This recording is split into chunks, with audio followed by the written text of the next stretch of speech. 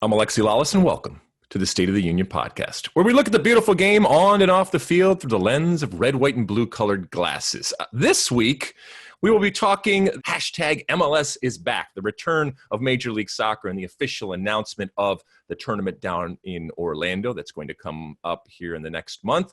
La Liga is back. Bundesliga has been back. Serie A is back, or at least Italian soccer is back. Timo time. We'll talk about Timo time, Timo Werner time. We're talking about U.S. hipster teams and what are the most hipster-esque, I guess, if you will, out there, and so much more. But first, joining me as always is my friend, my colleague, my guiding light, David Mosse, a soccer savant and a Fox Soccer researcher and writer extraordinaire. Mosse, how are you on this Sunday morning, June 14th in the year of 2020? I am doing well. Some of my favorite restaurants have started seating people again, so I've enjoyed a couple of meals out for the first time in 3 months. A couple of the malls near me have opened up again, so life slowly returning back to normal. Slowly, as you say. I, too, have ventured out, and I think it's safe to say that I was cautious and overly cautious over this quarantine period. But last night, so that would have been Saturday night, I ventured out with my better half, and we went to a restaurant. We went to an Italian restaurant in El Segundo, California, actually by the name of, I should give it a plug here, Hame Enoteca. And it was wonderful. It was absolutely wonderful. Not just the food, which is always wonderful, even in normal times, but just getting out and being there. I will say it was a little weird. We met up with another couple, and there's the awkward moment as to what you do and what you don't do. We were seated outside. There was certainly distancing, and there was plenty of protocol when it came to the handling of dishes and face masks and all of that kind of stuff. It ended up being enjoyable for a number of reasons, not the least of which it's really, really good Italian food and wine and good company. But just getting out there, Mosse, and actually being out in public in some semblance of a return to normalcy in terms of going to a restaurant. It warmed my heart. It was not completely normal, but it was the best that we can get at this time. And more, like you said, is opening up, and we just hope that it continues with a good trend and a safe trend as things open up and those opportunities arise. Did you enjoy your restaurant experience? What were your restaurant experiences? I went to this Persian place called Shemshuri in Westwood, and I went to an Italian place called Rosti in Santa Monica. Both delicious. Very. Were you seated inside or outside? Shemshuri was inside. Rosti was outside. Yeah, I haven't been, since this was my first one. This was outside seating, which makes it a little bit easier, and I'm assuming safer, if you will. But I have yet to go to an inside one.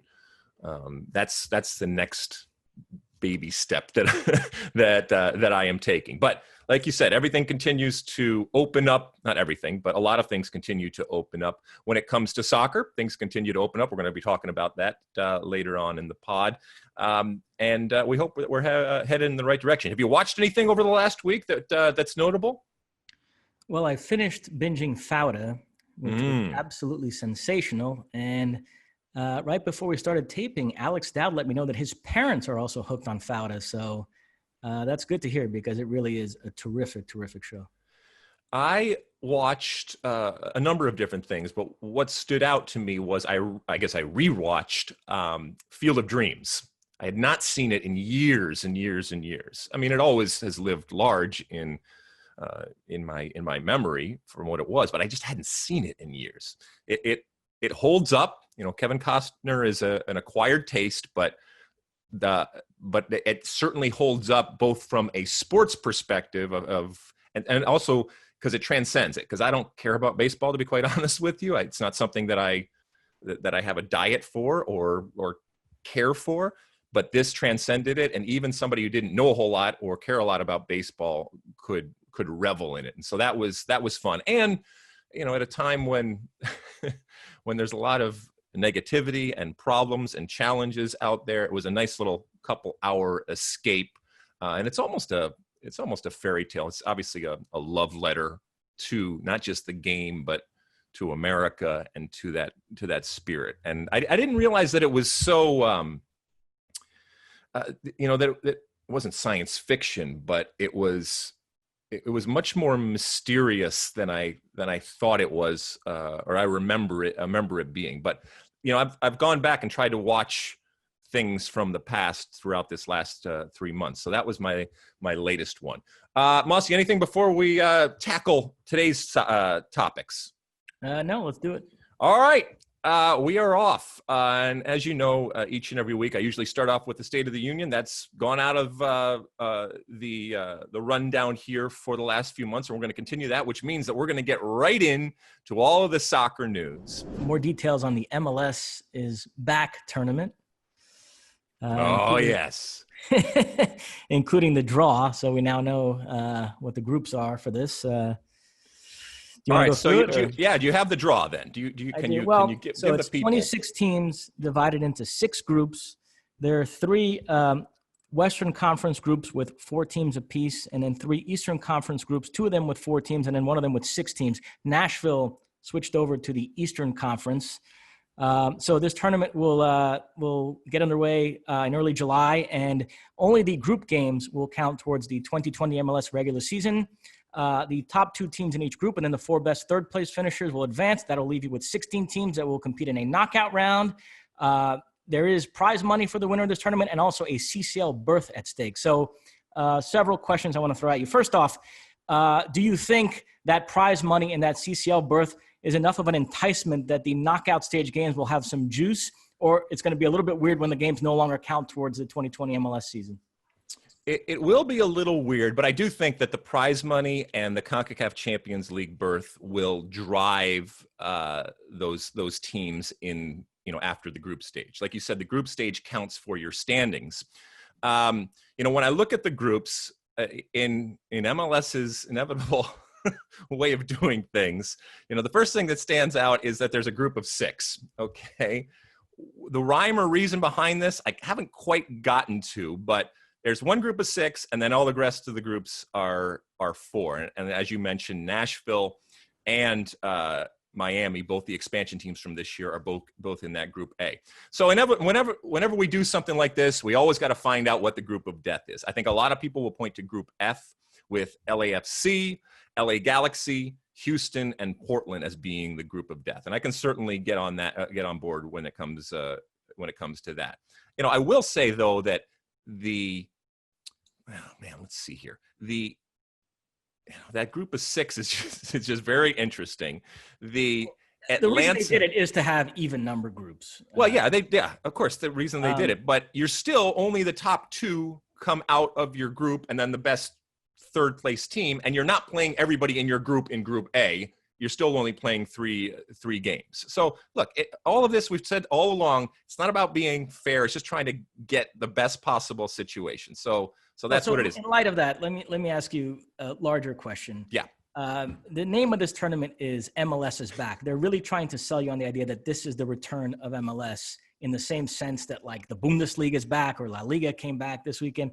Do you feel that way, or MLS will only truly be back when we're playing week to week, teams in their own stadiums, and this is sort of a different side thing they've come up with to bide time until MLS truly comes back? Does this really feel to you like MLS coming back?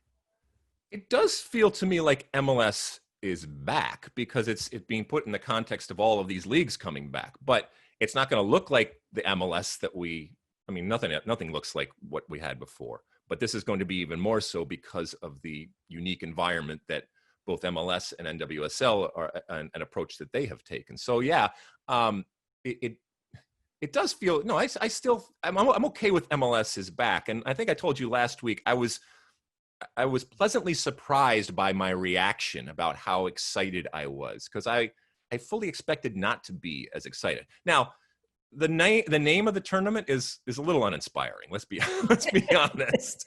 And we had talked last week about the fact that the commissioner, either because they just couldn't do it or they wanted to help out the existing sponsors and partners, they didn't sell a naming rights type of the thing, but it certainly lacks the pizzazz of a tournament that you could have named anything, and they they didn't. So yeah, but in general, yeah, I do think that this is okay. This is okay to call it MLS is back. You don't like it though. For example, I must say, once the games start, I'm sure I'll enjoy watching them and I'll be a lot more positive. Just looking at it on paper, the whole thing feels a bit goofy and convoluted and contrived to me. But like I said, of course, it's contrived, Mosse. I mean, well, on that topic, the fact that LAFC and the LA Galaxy ended up in the same group, Toronto FC and Montreal. We start the tournament with Orlando City taking on Inter Miami. That's led to suggestions that the draw was perhaps rigged. Do you think the draw might have been rigged? And if so, does that bother you at all? Because that actually doesn't bother me that much if they engineered it to get some, high-profile matchups in the group stage. Okay, I don't think that it was rigged or engineered, and that's actually a knock on MLS. If you didn't rig it or engineer it, then something is wrong with you. You need to do everything in your power to make this thing have the potential to be a success. And anything that you are doing that you are leaving up to chance, that is a problem. So yeah, I mean, look, I'm happy that we're kicking off on the, well, I don't know if it's the first day or anything, but certainly the first group game would be LAFC versus the LA Galaxy. And there's your Trafico right there, albeit 3,000 miles away in Orlando, but it's still, that entices me. That gets me excited. And to have, both Columbus and Cincinnati, that hell is real type of situation that we have going on over there in Ohio, that's fun. And how does it play out on the field? But, look, it's easy to poke holes in these types of things. And, the amount of work, although I will say, Mosse, so we were recording this on Sunday, June 14th. Almost a week ago, the teams started to open up, and therefore the market started to open up, enabling teams to start training as teams, okay? So if you look at it, by the time they start playing, it's going to be over a month. July 8th group stage begins. It's going to be 4.5 weeks. It seems like a long time, Mosse. And I know, once again, I may be grumpy manning this, but it just seems like, why do they need all of this time? And maybe it's a logistical thing from MLS's perspective. They need that time to get everything sorted out down in Orlando. But it's I mean, you get a couple weeks and then just start playing games. Now, and maybe it's a timing issue with other leagues that are either coming or going, and when you come up against other competition out there, I don't know. But I worry that in the intervening month, basically, it's out of sight, out of mind, and that initial bump that you got of announcing it is going to go away, and people's curiosity will wane, and people's attention will move and maneuver to other things as we go on, especially as other leagues and other sports start to come back online or finish out their season. I don't know. In general, though, I'm excited. It's MLS. What else, Mosse, about this tournament piqued your interest or confused you? Well, I did notice Merritt Paulson has already been very chatty on Twitter, pointing out that he feels like Seattle got a much easier group than Portland. So that was fun. A little trash talking going into this whole thing. Well, the only people that whine more than Seattle are Portland. So it should come as no surprise that the leader of Portland out there, and I love you, Merritt, if you're listening, complaining about getting the short end of the stick out there. You're gonna be just fine. And Mosse, we've talked about how the Bundesliga has shown things that normally don't happen, and we're having maybe anomalies, but certainly with with away games, for example, in the Bundesliga, and the low percentage relative to a normal time.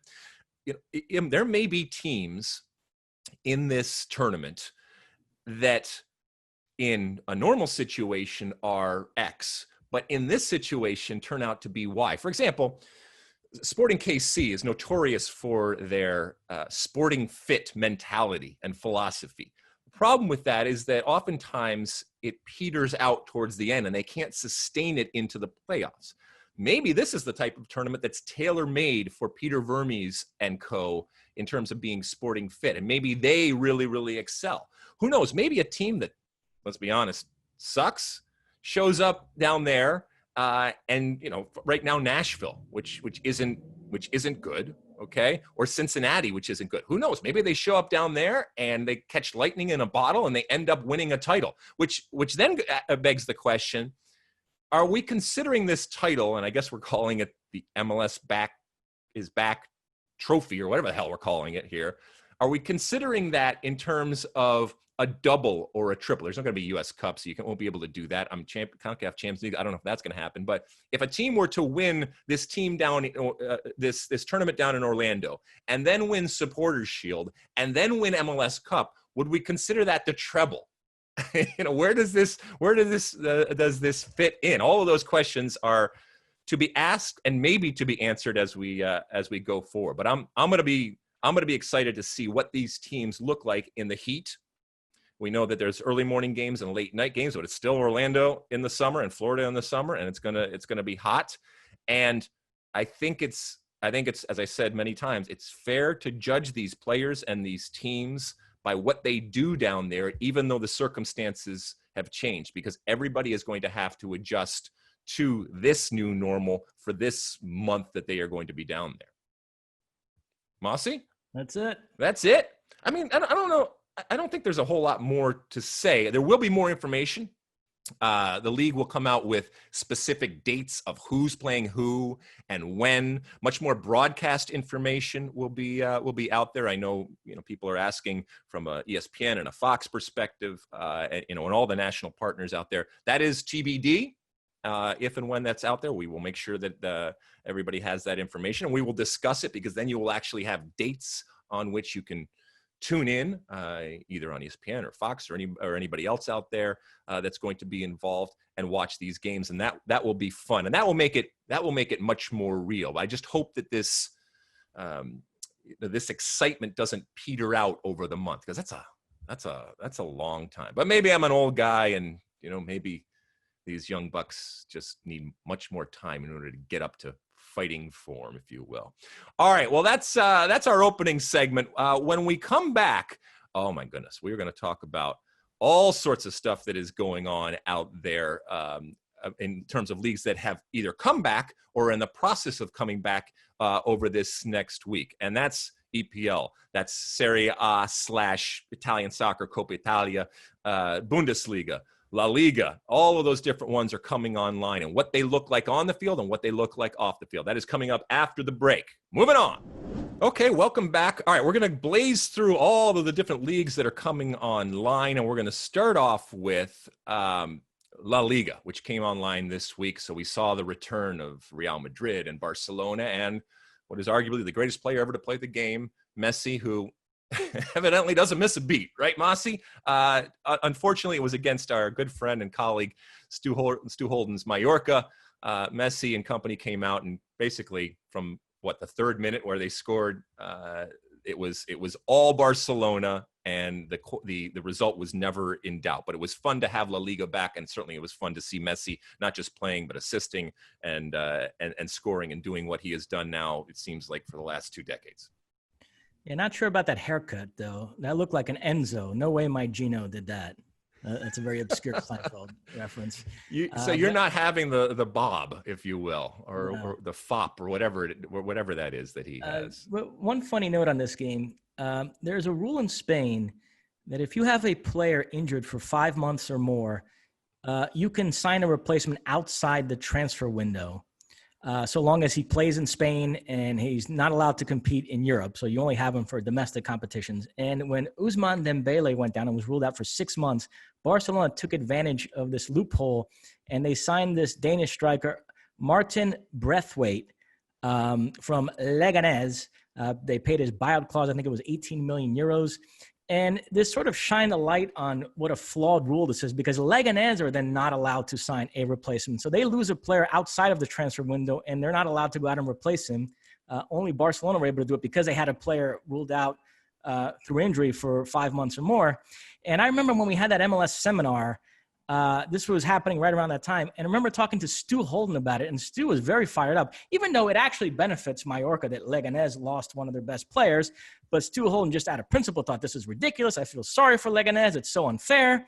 And so I did think about that yesterday as Martin Braithwaite was starting against Mallorca and scoring a goal. So I'm sure Stu Holden was not happy about that. And I will say, when this all went down, people objected to it out of principle, but ultimately nobody thought it would be a big deal in the title race because, I mean, this guy is a journeyman player, Leganés, Middlesbrough before that. I mean, what kind of impact is he going to have at Barcelona? He actually is a pretty good player, truth be told, and is not a bad player for them to have on the bench. He started this game because Suarez is available, but not yet fit enough to start. Presumably, Suarez will slide into the starting lineup soon. It'll be Messi, Suarez, and Griezmann. But still, this guy is a useful player to have on the bench. Who knows? He might score another goal or two along the way and help them win a La Liga title, which would be kind of funny given the circumstances in which they acquired him.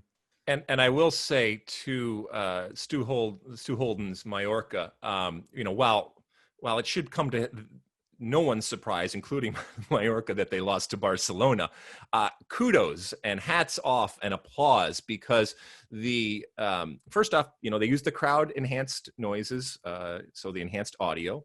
They have the virtual fans in the stands, which kind of look like colored paint splots, but still they're trying, and it is colorful and it's better than empty stands. But kudos to them for being incredibly authentic by managing to find a way to have a pitch invader. Now that is something that, even though you lost the game, I mean, you won the creative war out there. So for those that don't know, despite all the protocols and all the security, and that it was being played in an empty stadium, somebody still managed to get in and run to get their selfie with the legend that is Messi. What did you think of the virtual fans? My dad loved it.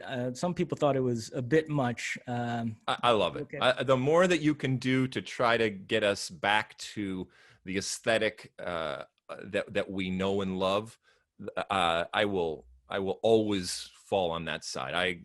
I loved it. Keep doing it. We'll talk about Bundesliga in a second, but they've done some really, really good things. All right, quickly, Mosse, with the La Liga Round Up, obviously Real Madrid back in. Real Madrid won today. They beat Eibar 3-1. They're in second place, 2 points behind Barcelona. Sevilla are in third place. They actually won the first game back on Thursday. They beat their rivals Betis in the derby 2-0. Very happy for Lopetegui that he's rebuilding his reputation this season because I do think he's a very good coach. I blame Florentino Perez much more than I do Lopetegui for that whole mess with Spain and Real Madrid in the summer of 2018. La Liga off and running again. And it's Real Madrid and Barcelona to the end. I mean, that's what we're going to be following, right? I mean, let's be honest. Okay, cool. Moving on. Bundesliga. First, let's hit on the German Cup last week because Leverkusen brushed aside Eric Wijnaldum's former club Saarbrücken, and then Bayern beat Frankfurt 2-1 in the semifinals. And so the final is set. It'll be July 4th at the Olympic Stadium in Berlin. Leverkusen against Bayern, which is a tasty final. And then this weekend, Bayern moved a step closer to winning their 8th straight Bundesliga crown. They beat Gladbach 2-1, Leon Goretzka with a late winner. The only reason they didn't clinch the title this weekend is because Dortmund won as well. They beat Dusseldorf, leaving it very late. Erling Haaland comes off the bench and gets a stoppage time winner. That's now 27 goals in 26 league games for him this season between Salzburg and Dortmund. Unbelievable what this kid is doing. It's unbelievable. I mean, look, he was already on the accelerated path, Mosse, but does he have a buyout clause, by the way? He's got to have a buyout clause, right? An established one. Any agent worth their salt would have done that, I would think. I just don't know. Do you know? I don't. I will. Okay. Well, whatever. I mean, but I would venture to say that he does. But I know the whole point is to kind of bring him along and to have him, but I mean, it's getting ridiculous at this point, right? I mean, he's somebody asked me earlier, is he as good as Mbappe? No, he's not as good as Mbappe yet. And he's a very different type of player, let's be honest. But geez, my goodness. I mean, his valuation on the open market without a buyout clause. I mean, and so at what point do you just say, look, he's not just skipping one grade, he's skipping multiple grades, and he becomes that savant that goes to college at the age of 10 and let the chips fall where they may.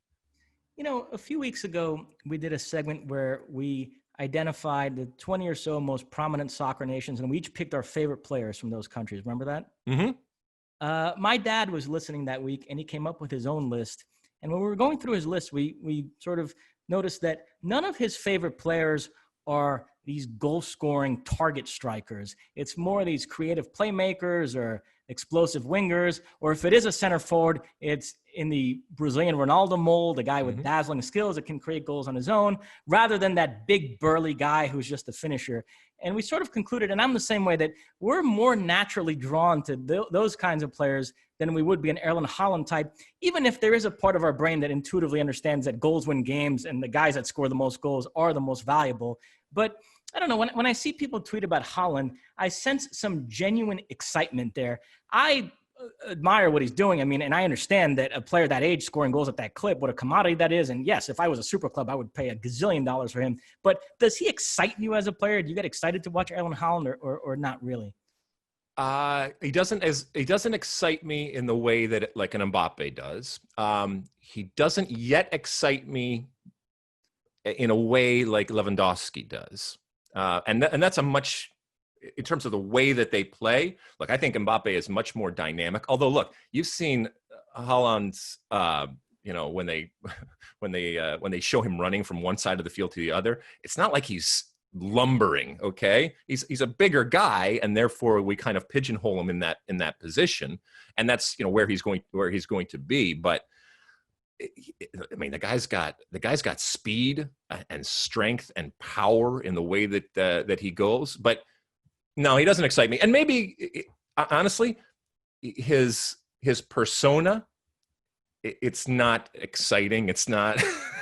It's not that he's not charismatic or anything, but he rarely says anything. He's still young. He's still young. He's still growing as an actual human being, physically and emotionally and mentally, as he goes through these experiences. But no, he does not excite me in the way that others excite me. So according to Alex Dowd, Holland's buyout clause is 75 million euros. Jeez.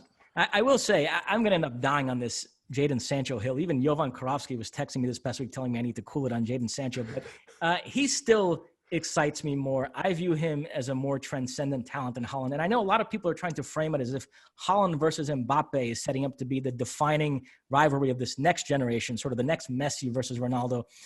I still think, look, we can argue whether Jadon Sancho is that good or not, but I still think that kind of player, whatever the best version is of Jadon Sancho, would be a more compelling foil for Mbappe over the next 10, 15 years or so than a Haaland. I would rather it emerge as Mbappe versus Sancho as being the next great rivalry than Haaland. Okay, but if I gave you $100 million and you didn't have anybody on your team yet, and you could only buy Jadon Sancho or Erling Haaland, who would you buy?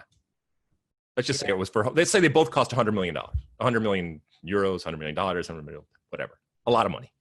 Yeah, I'd probably, Jadon Sancho gives off just a little bit of a whiff of Neymar to me, and is that good? Does Neymar smell good to you? Yeah, so right? He's not like the safest investment. I think Erling Haaland, there's no way he's going to lead whatever league he plays in scoring many times over the next 10 years, probably going to score 40, 50 goals a season. So I think he is the safer choice, and goals win games. And so if I had to absolutely pick one of the two, I'd probably go for Haaland. But I do think Sancho's ceiling is higher. Like I said, the best possible version of Jadon Sancho to me is, So you're going to, and I hope I'm using this phrase correctly, you're going to stand for Jadon Sancho, right? Yes. Okay, cool. God, I hope I used that correctly. My kids are going to kill me if I didn't, but all right.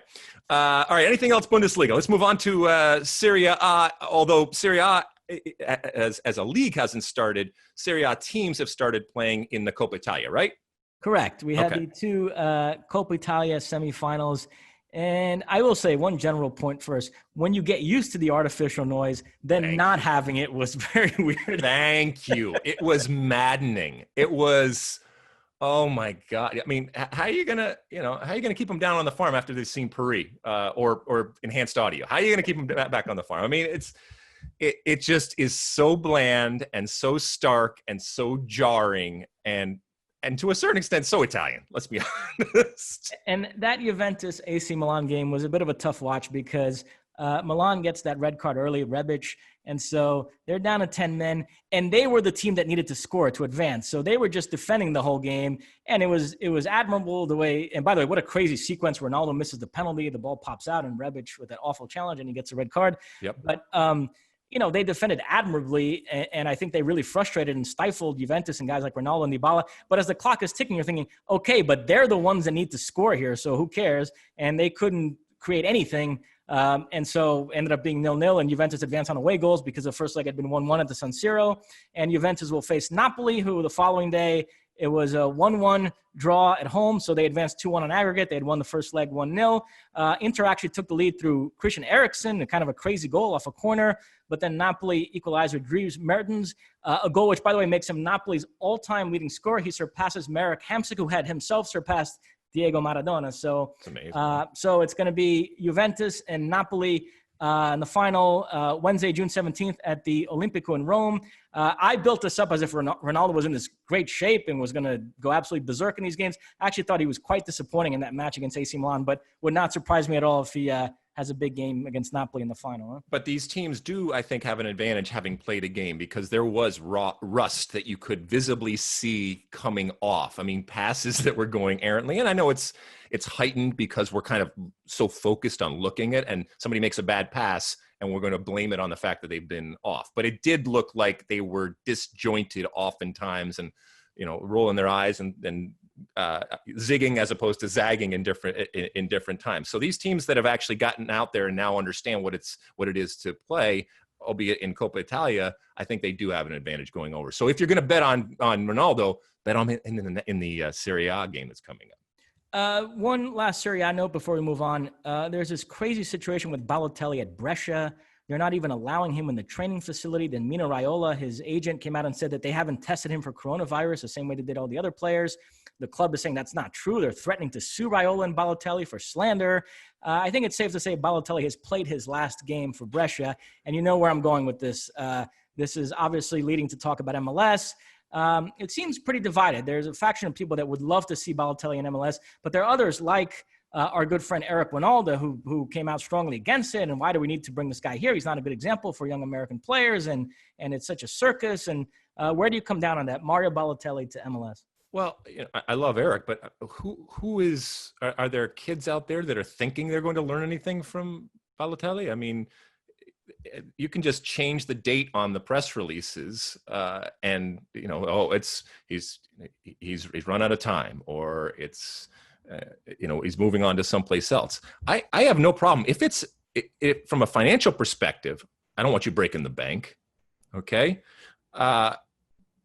Is it going to end well? Probably not, because there's a track record of it not ending well. But I also, by the same token, I don't look at him coming in to be a leader in the locker room or somebody that I would ever have any of the other players follow. I look at him coming in, and either you're going to score goals or you're not going to score goals, and you're an incredible personality, and so you're going to bring some attention in. So I'd have no problem with Balotelli in Major League Soccer as long as the price was right, and the expectation was, here's a guy that has scored goals in the past, that is a name, okay, and we can get a year out of or 2 years out of. But I'm not propping him up as anything other than what he is and what he has been, and that is someone that cares about himself, that's not here to help the league.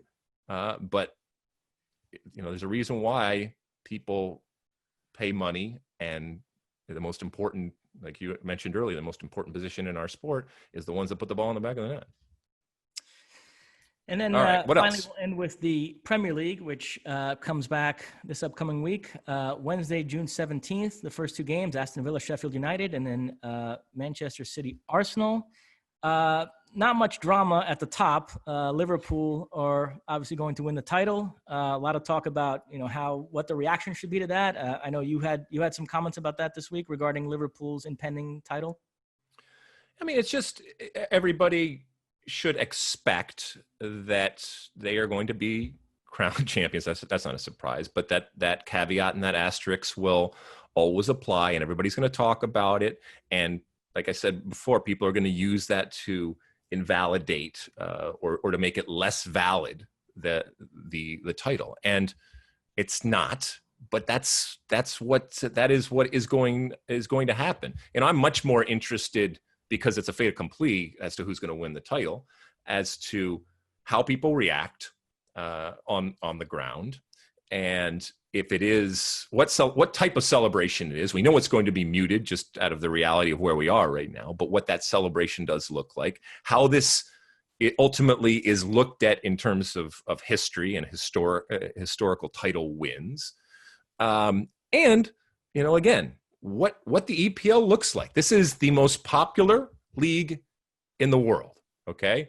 This is a league that has eyes and hearts and minds and fans all over globally. And so they're coming back. And, we've mentioned the enhanced audio and the virtual fans and all that kind of stuff. Oh, what does their production look like? What is the EPL production? Before we came on air, I was looking at a really well-produced, it's almost like a 30-minute documentary from Man City that goes back to the start of quarantine until now, and all of the different things that they've gone through, and takes you through as a player and as a team and as a staff, how they've gotten to this point. It's long. It shouldn't have been 30 minutes, but regardless, it gives you a really good idea of all the different protocols. And that's interesting. So all of this is going to be on display. This is your introduction back to the world of soccer, EPL. And this is kind of like the NFL coming back online. You expect more. You expect something big. You expect something different. And you expect them to not just live up to what everybody else has done, but to surpass it. And I'm excited to see what that looks like. And like I said, from a Liverpool perspective, is it devalued by how many people, and for how long, and to what extent? A big point of interest for me, relegation battle is interesting. You have teams like West Ham and Villa down there who have spent a lot of money. It'd be a disaster if they went down. But big point of interest for me is the top four race. And I would like to know what the deal is with Manchester City sooner than later. They presented their case. The Court of Arbitration for Sport said they're going to rule on it sometime in July. And I'd like to know, going into the stretch run of games, whether it's top four or top five.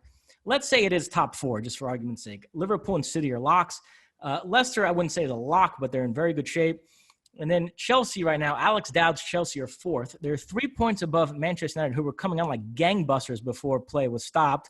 Then you have the likes of Wolves and Sheffield United who are looking to crash the party as well. And then you still have the two North London clubs lurking, Tottenham and Arsenal, and I would cut it off there. Arsenal were starting to turn a little bit of a corner under Arteta before play was stopped. They had won their last 3 Premier League games. And Tottenham, remember, when we last left Jose Mourinho, it was this constant whining about injuries and not having any strikers available. Well, Harry Kane and Heung-min Son are both back and fit, so no excuses anymore. He has pretty much a full squad at his disposal. And so we'll see if either Tottenham or Arsenal can make a run at it, if it ends up being top 4 or top 5. But I think most of the intrigue surrounding the Premier League, because as we mentioned, Liverpool, it is a foregone conclusion at the top. For me, at least, it's going to surround that top 4 race. I think that's going to be very interesting. So who do you think ultimately is there at the end, Mosse? What do you got? I tell you, I'm buying this United resurgence. They've now got Pogba and Rashford back, who were injured before. If Solskjaer can figure out a way for Bruno Fernandes and Pogba to play together in the midfield, that is all of a sudden a very nice-looking lineup they have. And I think they finish in the top 4.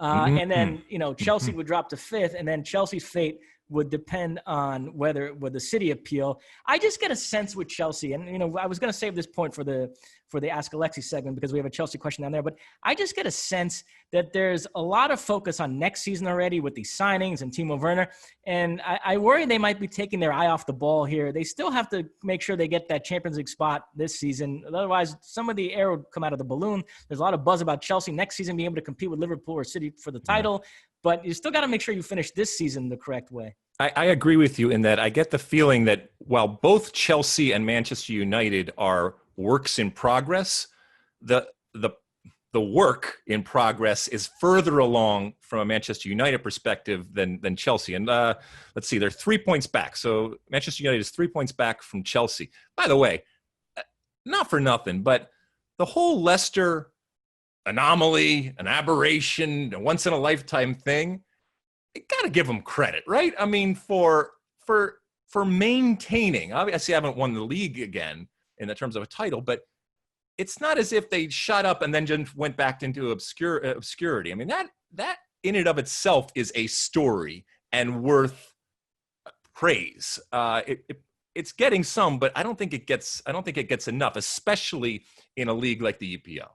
Yeah, Brendan Rodgers doing a great job. Give him credit. I'm wondering, we're talking Chelsea here. Is Alex Dowd ever going to chime in on one of these podcasts? Or I mean, he's so worried about jinxing anything when it comes to Chelsea, especially now when we're talking about Manchester United pipping him at the end there, which would be devastating to Alex and to Chelsea for that matter. All right. Well, anyway, so that when does that come back online? When do we know? We have dates exactly for? So Wednesday, June 17th, the Premier League will be back. Wow. I can't wait. I mean, it is that summer of soccer, all the different games that are going to go on. It's just absolutely incredible. Okay, so that's the end of our roundup for all the stuff that either is coming online or has come online. We'll continue to talk about it, and we'll continue to follow it as it goes along. We're going to take another break, and when we come back, we will have, oh yes, you know what, you love it, or you don't, but you're going to get it either way, the Ask Alexi portion of our show. Okay, it's that time. Ask Alexi. You use that hashtag Ask Alexi out there on the social media platforms, and you send us your comments and questions and concerns, and we pick a few of them each week, as we are about to do, and Mosse reads them out. What do the people want to know this week, Mosse? Well, the first one requires a little bit of context. On last week's pod, one of the Ask Alexi questions was, could an MLS team survive in the Premier League, i.e. avoid relegation? And you said not only could an MLS team survive, but they could thrive. And our good friends at foxsoccer.com decided that was worthy of a Twitter clip this week. And predictably, the reaction was very negative. You took a lambasting. Everybody called you an idiot for saying that. And so Alex Dowd has decided that you deserve a chance to, in his words, clap back at your critics. So that is why the first Ask Alexi this week is actually somebody reacting to you saying that an MLS team could thrive in the Premier League. C.H. Carlino responded to that by saying, how can one say this with a straight face given the state of the U.S. men's national team? All right. So as you mentioned, Mosse, that this hit, and it came as no surprise to me, nor should it come as a surprise to anybody, the reaction. And I'm talking about, whatever, as of today, I think we're at like 250,000 views of just the actual clip of me talking. And it should be said, by the way, that you agreed with what I said. All right. That was not part. And I'm going to address that. Do you want me to address that now, or do you want to get it out of the way right now?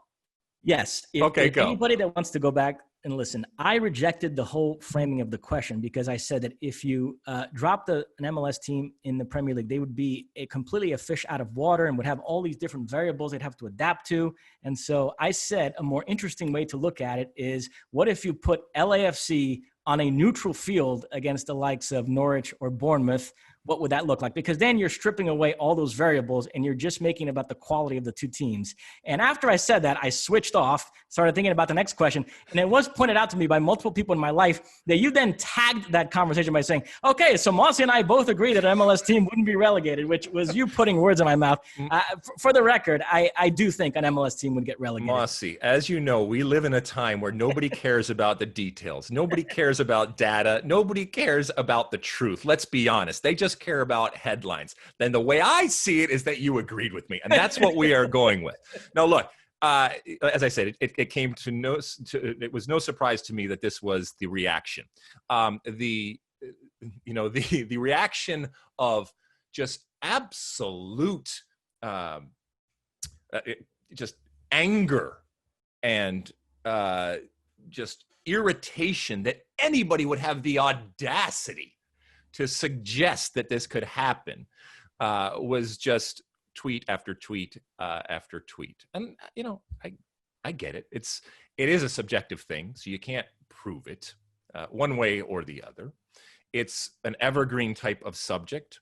I talk about the insecurity that we as American soccer fans, and in particular MLS fans, have about their league. But the insecurity that others have relative to MLS and the mere mention or insinuation that MLS could in any possible way be compared to not just any league, but the EPL. That for people is a bridge too far, and that for people gets their ire going.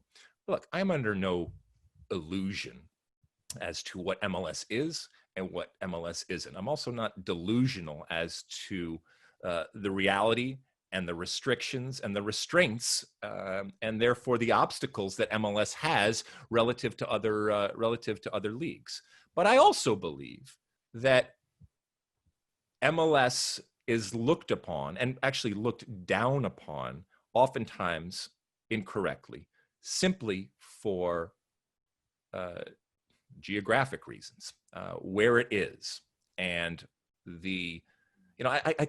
so many people said EPL players are stronger, EPL players are fitter, EPL players are faster.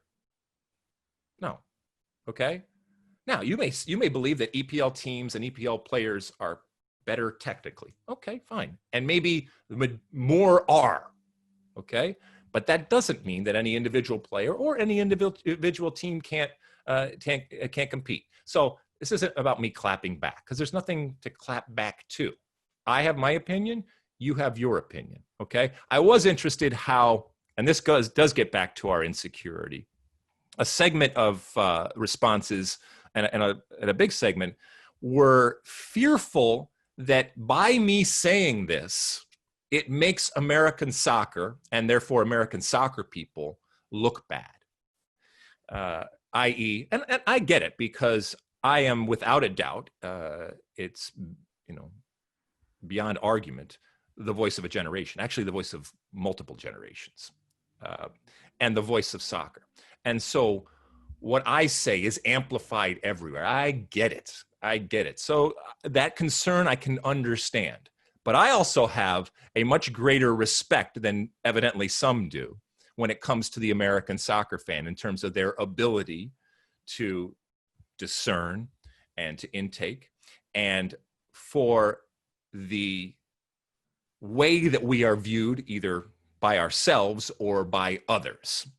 So if I, by saying something like that, am hurting American soccer, okay, then there's a big problem with American soccer, and I reject that wholeheartely.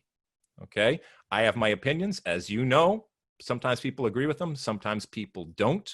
Okay, people of great stature out there in the soccer world, even in this case, agreed and disagreed when it comes down to it. But look, this is what I love about sports, and this is certainly what I love about soccer. And we don't have enough of this when it comes to American soccer.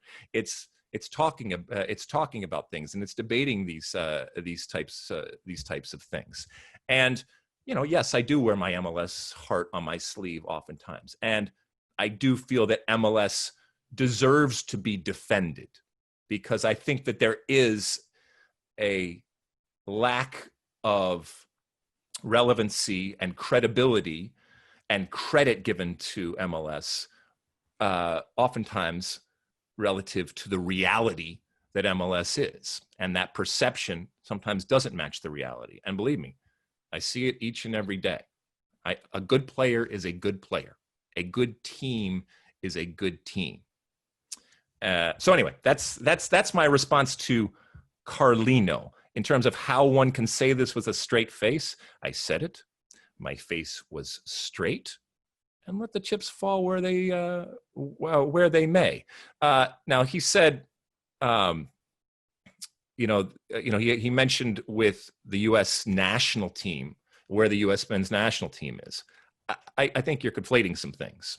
Okay, what the U.S. men's national team is, or what the U.S. men's national team isn't, to be quite honest, doesn't even necessarily have to do with how I feel an MLS team would do in the EPL, for example. So I think those are two different discussions. But look, it's a good question. It's a relevant question given the response that we had. But I haven't changed my tune in terms of still believing that a team could do that. We're never going to see it, either in my version or in Mosse's version, which is that that neutral type of thing, unless there is a club type of World Cup situation, which involves an MLS team, which I get can't happen until MLS actually wins the CONCACAF Champions League. So good question, Carlino. All right, next, Mosse. Next up, at John Brunel, does Werner to Chelsea threaten Pulisic's playing time? So we talked about the potential of Timo Werner going to Chelsea. And first off, Mosse, I'll ask you this. What position does Timo Werner play in your mind? Although he's a very mobile player and can play cutting in from wide positions, I actually prefer him as a center forward. Okay. Well, if that's the case, then no, it doesn't threaten. Well, the thing I would say is when Chelsea signed Hakim Ziyech a few months back, I talked on this pod about how I was getting the sense that Chelsea were going to be big spenders. Remember, they were under a transfer ban last summer, and Lampard was going to want to make up for lost time. And I could see them signing more attacking players, and there'd be some possible Pulisic implications there. And we talked about it. And it got sort of misconstrued on Twitter that week as us saying that Hakim Ziyech was going to take Pulisic's position. And as many people pointed out, the two of them could play comfortably in the same lineup. The same thing applies here.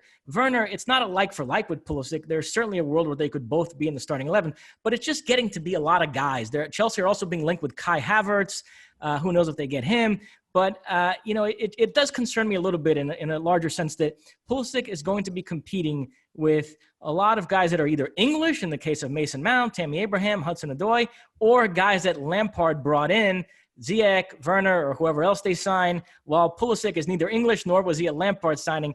Listen, if Pulisic outperforms them, then he's going to play, as he did for a stretch last season where he was one of the best, or this season, I'm already thinking about, this season where he was one of the best players in England, and Lampard had no choice but to start him. But I just think if it's close, all things being equal, Lampard's natural inclination might be to go with an English player or a signing that he brought in. So that would be my one concern vis-a-vis Pulisic.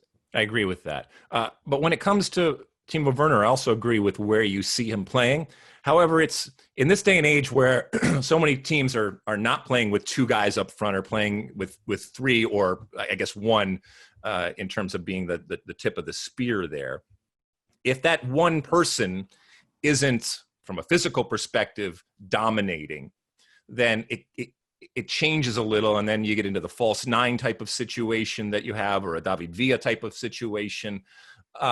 So, yes, I do see Timo Werner playing where you said in that top of that spear, but doing that'll change fundamentally the way that Chelsea goes about their business. So that is a fundamental change, because for the most part, they have had a much more traditional type of player playing up top. And maybe that's been the plan all along. And maybe this is what really facilitates it. And look, if Pulisic is on or off the field, but if he's on the field with a Timo Werner up top, that's now you're cooking. Is there more competition? Yeah, that's not necessarily a bad thing. As always, I think Christian Pulisic can handle that type of competition and can come out and prove that he can start and be better than even some incredible talent that they have coming in, as long as he stays healthy. That's it. He's got to stay healthy, because as soon as he gets hurt, there are others that are going to be licking their chops that are very, very good, and they can come in. And I think no matter what, and this should be music to your ears, Alex, your team is going to be even better next year. And if you miss out and you are not playing, you could get left behind. Yeah, I think what you're basically saying is Chelsea need to sign either Yusuf Poulsen or Patrick Schick and try to recreate the way Leipzig play, with essentially two up top. There you go. And we'll end on this. At Hipster Footy Pod, Alexi, you're a bit of a hero to us here at the Hipster Football Podcast, but who do you think is the most hipster U.S. soccer team? Doesn't have to be MLS, by the way. Oh, interesting question there, Hipster Footy Pod. We know that when it comes to being hip, American soccer over the years has, I guess, risen to the forefront because of the supporters culture, because of the aesthetic of it, because of let's be honest, the coolness. And yes, it was underground, but it started to become much less niche and has come above ground because of the fact that you get to start your team oftentimes. And so therefore that really lends itself to creating some very interesting and unique type of, like I said, aesthetics and cultures out there. All right. So To answer your question, so from an MLS perspective, I mean, let's be honest, it's not even a question. It's Portland. Okay, that is the epicenter of hipsterism, I guess, in normal life too, with all due respect to Seattle. And so the Portland Timbers, and being a Portland Timbers supporter, and what that means above and beyond the actual kicking of the ball, and as a matter of fact, often much more so than the actual kicking of the ball, that would without a doubt be your MLS hipster type of pick. I don't think there's even a question out there. I even think Portland people would agree with that, although they wouldn't want you to be there, because God forbid it gets mainstream and, you know, stay weird and all that kind of stuff, which is good for them. Then you get into where it really gets hipsterish. Okay, in all of these different lower leagues that we have, teams coming and going, teams coming into their market, especially when it comes to the marketing, with some really creative and interesting and often funny and different types of brands. And so then you're talking about, I guess, someone like Forward Madison with the pink flamingo and, you know, the full mingo and all that kind of stuff. I think that would be a hipster type of pick, to be able to just, if for nothing else, to be able to sport a pink flamingo walking around. I think that would be one. Indy 11 maybe could be, but I think from a lower level and a lower division type of perspective, I think your hipster pick, without a doubt, is Detroit City FC. And not because I'm from there, but the way that they look at themselves, the way that they look at others, the ownership that they have taken of not just the team, but the brand, and like I said, the aesthetic and what they mean, the way that the stance that they have taken relative to a potential MLS team coming into market. I mean, it drips hipsterism, if you will. And that's not necessarily a bad thing. That's actually at times can be a good thing. But if you are looking for a hipster type of pick in a lower division, and one that gives you the things that every type of hipster needs, the way that you look, the way that you talk, the way that you see yourself, the way that you see others, up for a battle. I'm not talking about violence, but up for a battle to defend your honor and to defend the fact that you don't walk in the same way and down the same path, and that you are different in the way that you think about yourself and your sport and your club. Detroit City FC is for you. So there you go. Those are some hipster picks out there when it comes to the American soccer culture and landscape. Mosse, anything more in terms of Ask Alexi? That is it. Anything before we head on to One for the Road here, Mosse? Anything you'd like to say? No, take us home. All right, I will take you home. And as you know, each and every pod, we finish up with One for the Road. I know this has been a longer type of pod, and, we're giving you bang for the buck.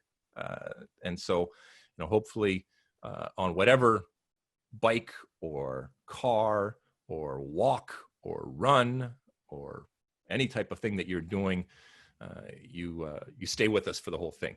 My One for the Road is that we are recording this, as I said, on Sunday, June 14th. Yesterday was Saturday, June 13th, obviously. And 2 years ago, on June 13th, was a very special day and an important day in American soccer.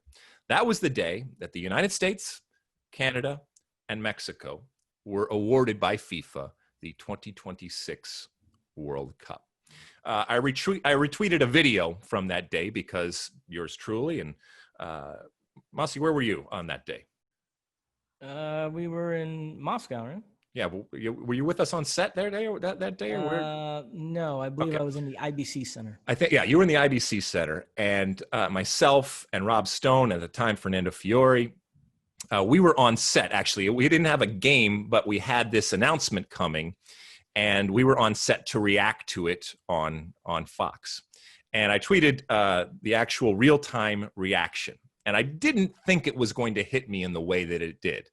And I'll be honest with you, I started blubbering like a baby. I burst out into tears. Fernando's crying over here. Rob Stone's screaming and yelling for what it meant and what it is going to be. And certainly at a time where we are, from a soccer perspective and a U.S. soccer perspective, we are, constantly kicking ourselves and talking about things that we haven't done well, or things that we need to fix.